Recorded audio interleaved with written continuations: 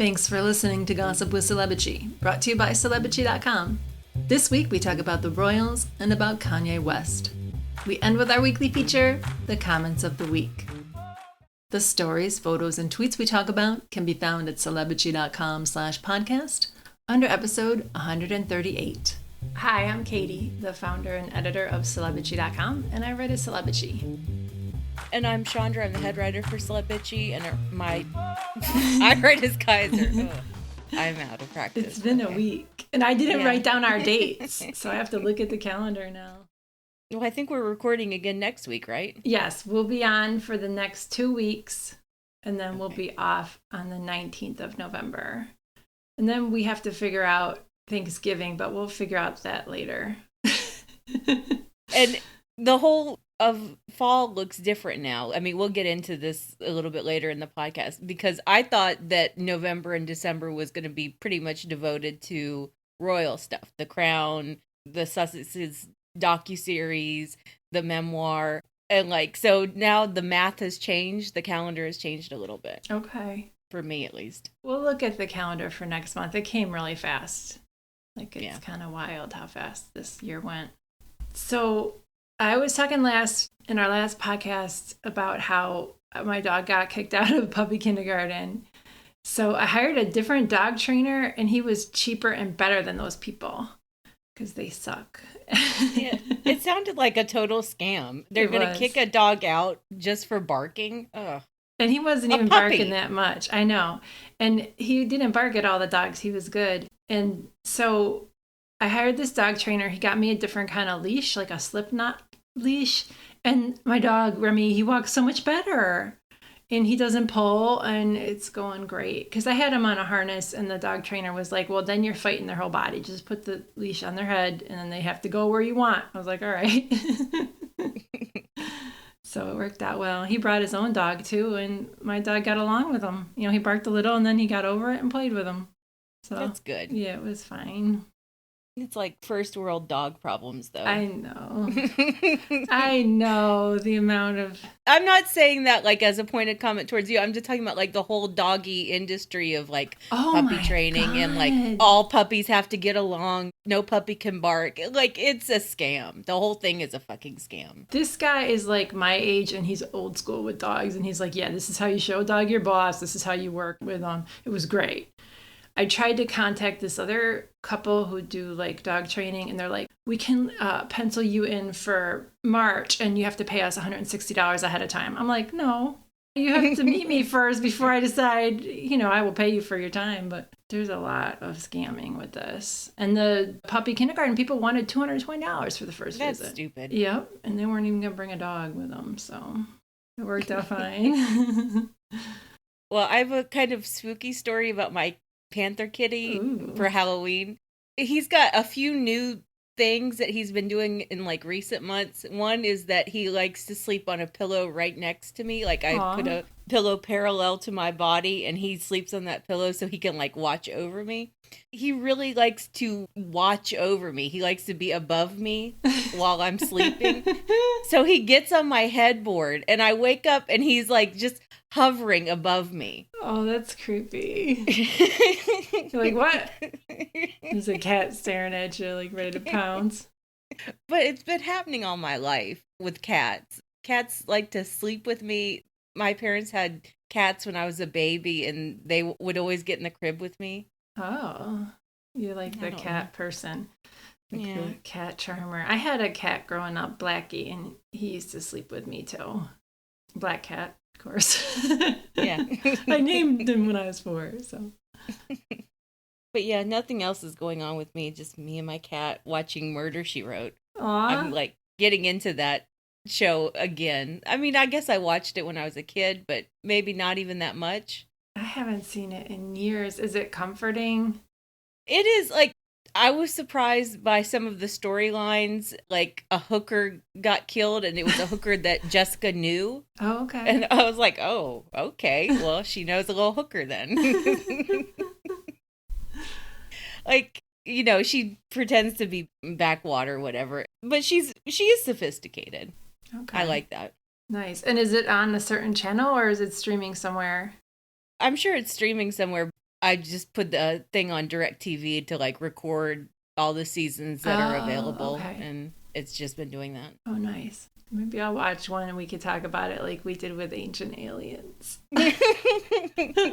Ancient Aliens is on Netflix now. Have you seen that? For real? No, I haven't watched it in a long time since we talked about the show. And Unsolved Mysteries has come back. So I did watch Unsolved Mysteries because the new season has come out, or some of the episodes have come out. I watched some of the Unsolved Mysteries, the new ones, and they creeped me out, especially the alien one. I believe those people. Oh my gosh. Are you talking about the Michigan episode? The alien one from the 80s or something? Like all those people? Yeah. On Lake Michigan? Yeah, I don't want to watch anymore. Like that one freaked me out a little bit because, I honestly truly believe those people saw something. UFOs in the sky. And now there's all these new hearings and people like legit pilots, like even more. They're like, oh yeah, there's UFOs. And I'm like, I don't really want to know anymore. That's cool. You guys can just keep it to yourselves. Well, those military or Air Force videos have been coming out now for like a few years. There's even more now. Yeah. They're like, oh yeah, they're coming back again. I'm like, oh shit, we're fucked. And the UFOs seem to be trailing commercial airlines and military planes. They want to engage with them somehow. Okay, I didn't know this. I don't know. Uh-oh. All right, let's talk about the royals. It's less scary. So Thursday, we're recording, and we just got the title for Prince Harry's memoir. It's called Spare. That is freaking brilliant. It is. Yes. So it's coming out January 10th. Yeah, which upsets me. I did hope that it was coming out in November or December. I thought that would be great. And I was really looking forward to it. But it's going to be great in January. Think about it, though. Like, in January, well, we do have all the award ceremonies and crap. Yeah, that sucks. I was going to say it's kind of the post-holiday lull, but yeah, we have a bunch of crap coming up for the Oscars and all that. The only good thing is that probably no one is going to go to the Golden Globes, so good. Harry will get most of the attention immediately in January. How can they bring that back? Those people are terrible. Like, who puts money into that? Like, Jesus. Well, it's the Hollywood Foreign Press. I think they just, I don't know. They're just desperate for any kind of relevancy. They're racist assholes. Like, they shouldn't have a show anymore. Just cut it off. Anyway, we're digressing. We got the picture of Harry on the cover, too. And he just looks so unbothered. Yeah, it's good. It's a fabulous picture. So last week, Duchess Meghan's Variety interview came out, and she's on the cover. And that was originally conducted before the Queen died, and they held it and did a follow-up, which they incorporated into the article. No, I think it was a totally new interview. I don't think that they used anything from the August interview. Oh, all right. I think that's probably why Variety agreed to pull it. You know, they just said, all right, well, you'll give us a new interview then. She was like, sure. Okay. Because I read it, but I kind of half-assed it. And like you read things more thoroughly than I do. You know, she was very diplomatic, like she always is. And she talked about her day with Harry. They work together in the office. They like to stop at In-N-Out Burger when they have to drive to LA, but it's 2 hours away, people. It's halfway there or something. And she talked about their love story and how that kind of shapes their perception of the world and how people loved love. I thought that was nice. Yeah, the romantic comedy part of it was just kind of boring. I mean, boring for Meghan. Everything she does makes news. So yeah, like I didn't find that as interesting. Where she said she likes Harry Met Sally or whatever. Yeah, I don't like that movie. Like that's stupid to me. Like anyway, go ahead. Sorry. It's not the best. I don't get why people think that When Harry Met Sally is the best rom-com out there. I know. Even Notting Hill is a much better rom-com. It is. And Notting Hill is like seriously problematic. Anyway, that's like another digression. 4 Weddings and a Funeral is the best one, I say. Yeah, that's a really good one. Yeah. It is. Yeah. Because there's so many subplots. Exactly. Where were we? Oh, we're talking about Meghan's Variety interview. I think it would be funny if after all of this breastfeeding about, Netflix and their Netflix contract and what are they going to do for Netflix, if they just became producers of mid-budget romantic comedies. That would be fucking hilarious to me. It'd be cute. And she has all that experience acting in them from being in Hallmark movies and stuff. So she has the background in it. I mean, it would be really cute if they did that. The British media would just lose their collective fucking minds, though. She did talk about the docuseries just a little bit in that interview and said that they're trusting their story to somebody else. So, which I thought was a good thing. The British media was trying to make hay about that, like, oh, she's trying to distance herself. No, she's speaking to a trade paper, and she's saying that we're giving the director, the final cut. We're letting her tell our story. It's out of our hands. Yeah. I thought it was a very respectful comment about how much she cares about the director's vision for their story. Yeah, exactly. And she did talk about Queen Elizabeth. I mean, what she said was very mild and very respectful. And, like, you could just tell that the British press was so fucking mad that she didn't say anything rude. Yeah, she didn't give him anything. Nope. Last week, she gave him a little something when she interviewed Paris Hilton for her podcast, Archetypes, and the theme was bimbo. And she opened by talking about when she was a briefcase girl on Deal or No Deal.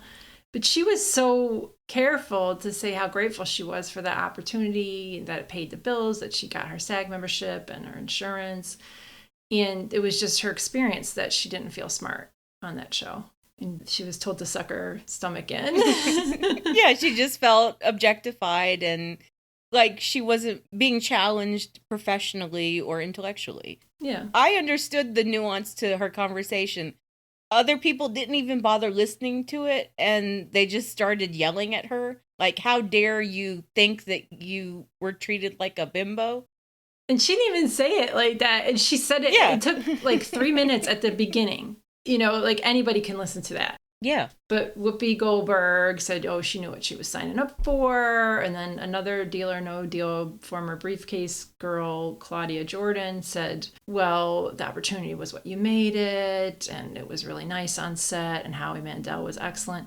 And Meghan never said that. She never said that people were sexist to her. She said she wanted to be more than that. Yeah. I mean, she insinuated that there was some sexism, but not directed at her. It was more like institutional sexism of, right. Oh, we had to get our bras padded and the stylist told me to suck in my gut and, Yeah. People just want a reason to complain about her when she's talking about her own lived experience. Yeah, and what she said was so reasonable. There was a nuance to it, and it was very easy to understand what she was saying.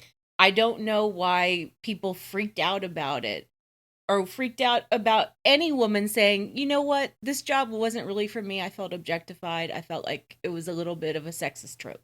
Yeah.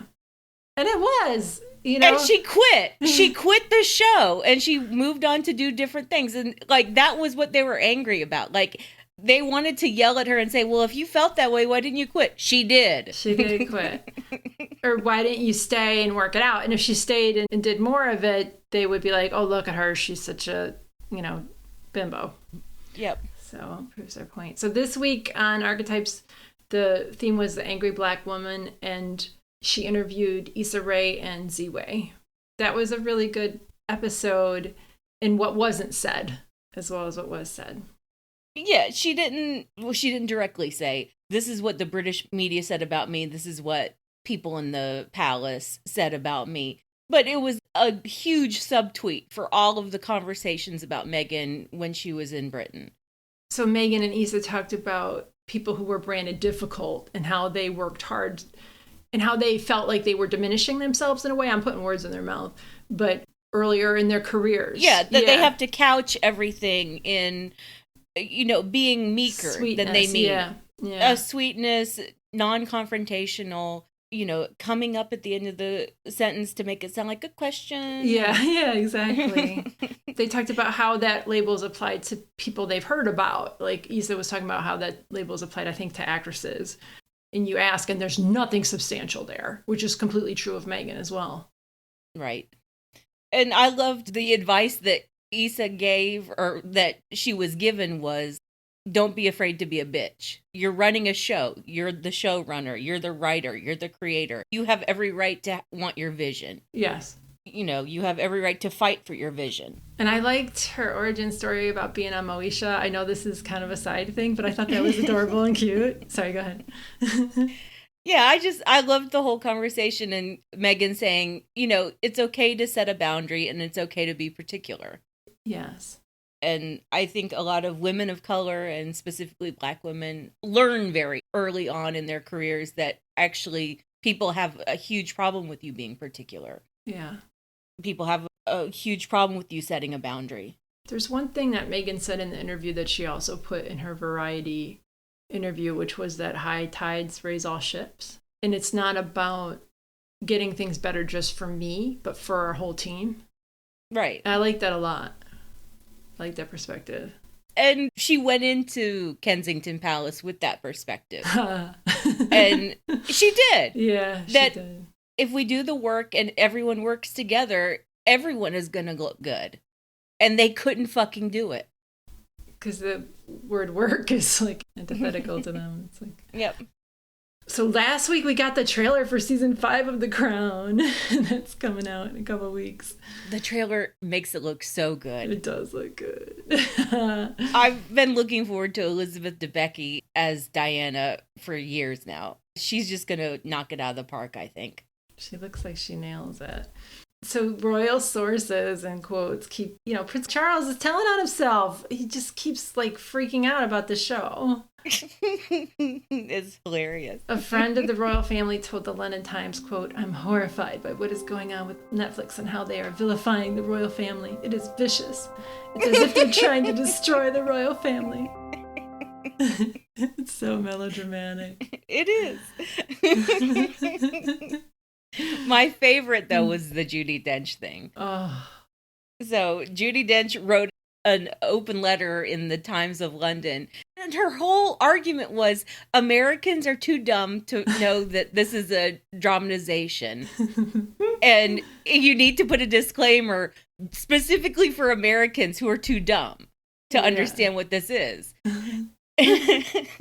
So Netflix added a disclaimer, but just to the YouTube description, they didn't even put it in the video. They just put it on the text. And they're not going to put it on the episodes either. Well, do we know that for sure? Well, I think given Netflix's conduct so far, they aren't going to. They are enjoying themselves. Maybe they'll make it real tiny at the end and it'll switch it anyway because it'll go to the next episode before it shows it. That would be hilarious. Well, so the Judi Dench thing, so she throws this fit and everyone knows that she's really close to Camilla and Charles. Yeah. And then a day later, we find out that she was actually up and in talks for the role of the Queen Mum. She and Netflix had a dispute over the size of the role and her money. So that's why she had to leave the project. So now it just looks like sour grapes. Yeah. Yeah. But that's perfect for the royals. She fits right in. No wonder she gets along with them. Yep. I can't believe Judi Dench would allow herself to be used like that, though, because her letter was so clearly dictated to her, even perhaps written by Charles or one of Charles's advisors. It was bad. The fact that they think this strategy, they've been using it for years and it's so bad and doesn't work and they keep doing it. It's just digging in. Well, I've got this story coming out. It'll probably be out by the time this podcast comes out. Is Jonathan Pryce and some of the other cast members from The Crown, they're starting to do promo. Mm-hmm. And they spoke to Deadline. And Deadline also spoke to various unnamed Netflix executives where they're calling out Charles. They're saying Charles has gotten his friends to launch, to orchestrate this campaign against The Crown. And it's just so funny that even Netflix is talking to trade papers like, holy shit, we've really pissed off the king, haven't we? Okay, I look forward to that. That's awesome. They're just calling him out bold now. Uh-huh. They deserve it. And it's so obvious what they're doing. It's so lame. And Jonathan Pryce was pissed. He's like, I can't believe my acting colleagues are acting this way. Really, He called out Judi Dench. Oh. He didn't say Judi Dench particularly, but, I mean, she's the one who wrote the fucking letter. Oh, so speaking of Charles being petty, he's sold off over a dozen of his mother's prized racehorses. And that's wild. Like, right? Does he need the money? He's got like suitcases full of cash from like shady guys coming to visit him. He has all this money. He doesn't need to sell it. And even if the old queen's racehorse operation, even if it doesn't pay for itself, which who knows, even if it doesn't pay for itself, it's not like it's the biggest private expense for the king. It really isn't. The stables are already there. She already owned them. She already owned all of these horses. She has like one of the biggest breeding, or she had one of the biggest breeding operations in Britain. The horses were her biggest fucking passion. And I'm sure like she wasn't doing it. There's probably so many people there who are working on it that can just keep doing their jobs. Exactly. And Charles has all of these horse people in his family that he could hand the operation off to. He could hand it to Anne. He could hand it to Zara. He could hand it to even William. Not that William would do anything with it, but William would be like a chaotic neutral. Chaotic neutral figurehead. William would just let them do whatever they wanted to and just take credit for it. Yeah. Yeah, but the whole thing with Charles selling his mother's horses, though, it really bugs me. It hasn't even been 2 months since she died. And selling off her most prized, most beloved possessions, her horses. Yeah, it's really shady. So we talked about that on Zoom, and this is Zakiya, Amira, Karen, and Ashley. Netflix is not playing. They couldn't care. They're like that meme, violence. Yes. Violence. They were like, we're letting you all know the tampon scene will be in the Crown. And they're like, if you keep talking, we're going to put some more in there. We'll go back and do something in post. But, someone posted on Twitter, it's like the UK is going through all this turmoil with the government and economic turmoil. This is what you guys are worried about. I think people are going to watch it out of spite. Right. I think it's going to be a lot of spite watching because they talked about it so much. And a lot of people in the UK are just pissed and like, this is not important. We don't care. But to prove to you that, you should have just sat there and ate your food, we're going to watch it. Every time I tweet about it or say something, it's a documentary. It's a documentary. It's a docuseries, didn't you know?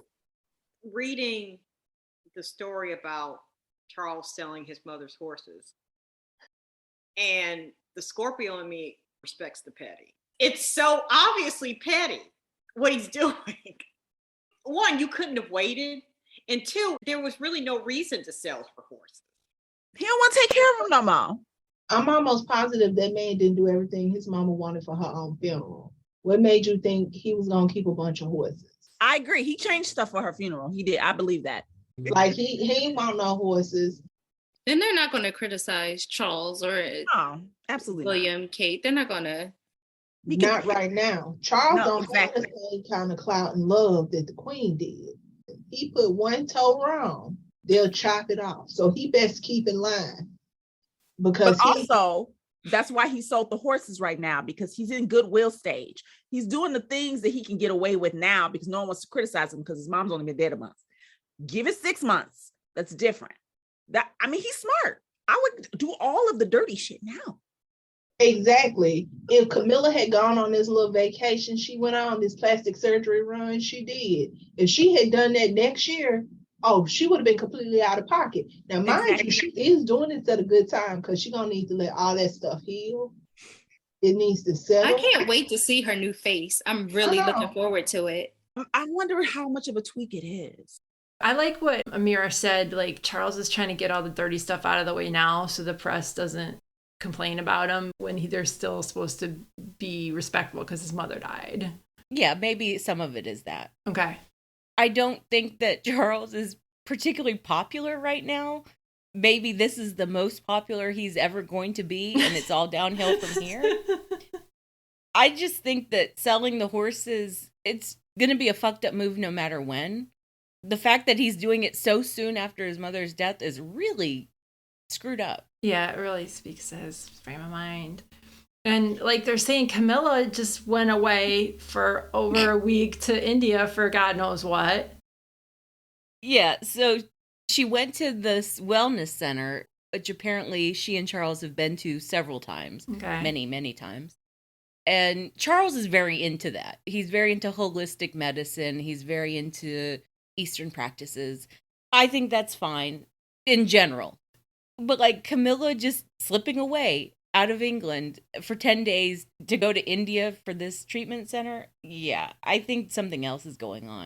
I don't think it's plastic surgery. I don't know. The vibe has definitely been off. I think she may be drying out. Yeah. Could be something like that. Well, we'll see when she shows up again and does stuff with him.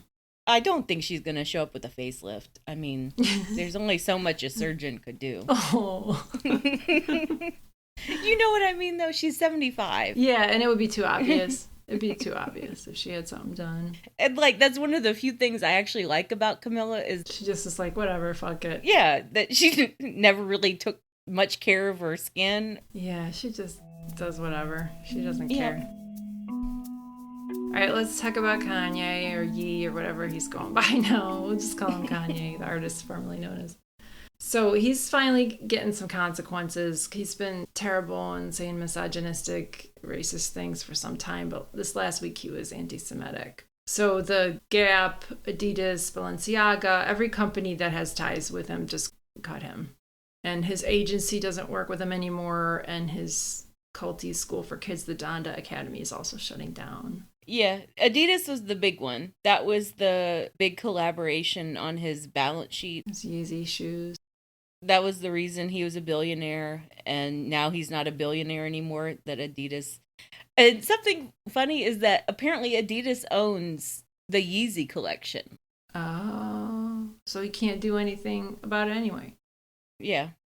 It's interesting. It's funny. It's horrible. Yeah. I mean, he's in the middle of a manic episode, but at least there are consequences this time. At least we're not going to just sit around and be like, oh, yeah, he said slavery was a choice. And a month later, we're like, oh, yeah, everyone loves Kanye. Look at Yeezy's new collection at Gap that we have to keep on the floor because he doesn't agree with it being on the rack, or whatever. Yeah, and he went to the Skechers headquarters to try to get them to meet with him, and they just had security take him away, so it's kind of getting bad for him. The side note is that Skechers is a family business, and the family is Jewish. So he didn't do any research about them whatsoever. I can just imagine what that meeting would have been like. Yeah. So everybody likes this line that you wrote, is that it continues to be wild to watch the fashion community, the Hollywood community, the media community, and the common sense community pull away from Kanye West. That this is the moment that they're pulling away. Yeah. That it hasn't been anything in the past decade. Yeah. All of his manic episodes, all of the racist, bigoted, misogynistic shit that he's done, even in recent years. It's not the fact that he ran for president in 2020 as a rat fucker for Trump. Yeah. None of that mattered. I love that episode where you told me what rat fucker meant. I was like, oh, that's what it means. It's an old Nixon thing. Yeah, you didn't make it up. It means interfering with politics. Yeah. So we talked about Kanye on Zoom, and this is Michelle, Karen, and Zakia. Just because we know as the public that he has mental illness, and then we know as the public that he says, racist or hateful things, we don't know what happened before. He could have been saying racist or hateful things before we as the public were aware.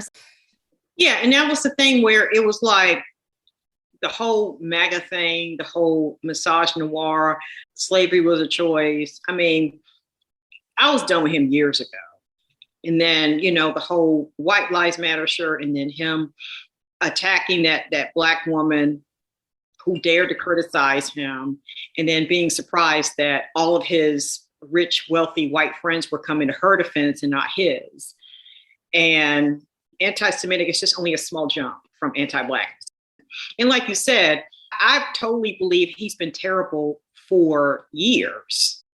He's surrounded by people who enable his behavior, and that just has emboldened him. And plus, he wasn't losing anything before. Kanye West just showed up at Skechers uninvited at their headquarters, and he was escorted out. Oh, What? Did he try to show him porn? Just his face. That was enough. His face. Oh, I see it now. Okay. Like Skechers is like, no, we're good, thanks. So I was telling Karen, like, I remembered when he showed porn to that music artist, like, I think she was Swedish, and that was like really harassing her. But I didn't realize he showed it to the Adidas people too. Yeah, that happened a few months ago. I don't remember the incident exactly, but there was actually footage of him showing porn to Adidas executives on his phone or on his tablet. I forget which. The executive was like, oh, okay. He was really uncomfortable. That wasn't the last straw. Yeah, I mean, and Kanye was obviously not doing well whenever he did this. Yeah, it just kept on going and going from there. I didn't even cover it because he was doing 20 million other things. It's kind of a terrible story too. Yep. Yeah, so it's like Karen was saying, and like you've been writing, it took an awful long time for him to get canceled. I mean, as much as people are like, oh, so it was just the anti-Semitism. It was, but it wasn't. Like, I think people were already starting to make the shift, especially when he went after Gabriella Carifa Johnson, the Vogue editor. Yeah. When she was so disgusted at the White Lives Matter t-shirts and sweatshirts, like, that's when everything started to fall apart for Kanye. And that was when all of a sudden he went like really hard anti-Semite. It was just, the past 2 months has been a complete disaster for him. Well deserved. I mean, I'm glad that there are consequences. Like, what happened to his church? Like, can't Jesus help him? Like, I'm sorry for sounding so flippant about it. I think he stopped doing those Sunday services. And now it was all about the Donda Academy, but then just shut that down. And who are the idiot parents putting their kids into that? Ugh. No, and it can't be cheap either. And just all of these people who enabled him for years and years, and now they're all, either he's pushing them away or they're leaving of their own volition. There's no advantage to being connected with Kanye anymore. It took long enough. Yeah, it certainly did.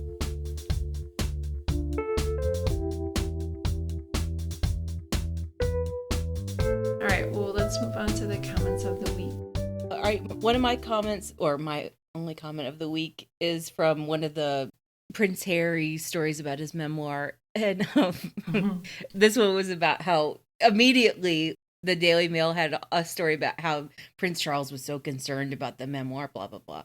Commenter S808 wrote, King Charles III seems most concerned on how this is going to blow back on Camilla, to be honest. Girl, whatever you did, pray Prince Harry is feeling charitable. Archie and Lilibet's trust fund's already full. Oh, man. Yeah, what did Camilla do? They always keep saying, well, he's going to attack Camilla. Yeah, I don't think Harry is even going to go in on Camilla. Not in the first book. Maybe in the second one. They keep trying him, he will. Seriously, for as much whining as they've done about this book, the second book is going to be lit. Yeah. And he'll have more shit because they just keep handing him stuff to report on, to write about. The second book is going to be called And Another Thing. So my comment of the week is from Miranda on the post where Dr. Oz said that abortion decisions should be made by the states along with women doctors and local political leaders. Yeah, horrible. Yeah, he's a piece of shit. So Miranda said, in fairness, local political leaders do have a stake in this. They're so often the ones paying for the procedure, after all. That's true. Yeah. I hate it. I hate everything. I hate it. Just please go out and vote, everyone. Yeah, vote. Vote like your life depends on it, because it fucking does. God. Vote for reproductive rights. Yeah. Vote for sanity. Vote for Dark Brandon. Dark Brandon. He's our Scorpio king. He's a Scorpio. That's awesome. Yes. Karen's a Scorpio. I like Scorpios. Yeah. Scorpios are really something. They are. You're trying to be generous. No, I can feel the Scorpio energy right now. I do. I know. Maybe it's because it's Scorpio season. It's been crazy. It's been really crazy. Yep.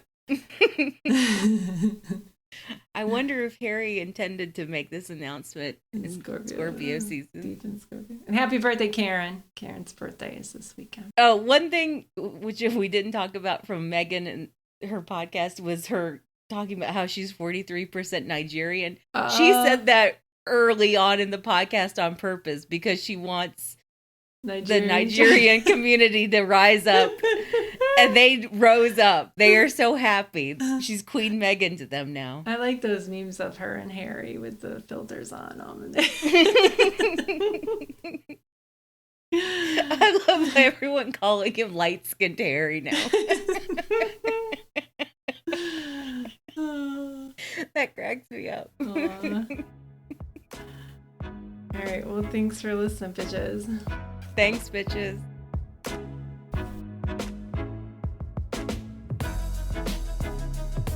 Thank you for listening to the Celebrity Podcast. Please rate, review, and subscribe wherever you listen. If you like us, please turn off your ad blocker when you visit our site. You can text us or leave a voicemail at 434-218-3219. Our music is from AA Alto, Maiden, and via Premium Beat and Sound of Picture. Thanks again. That was a good one. It was a good one.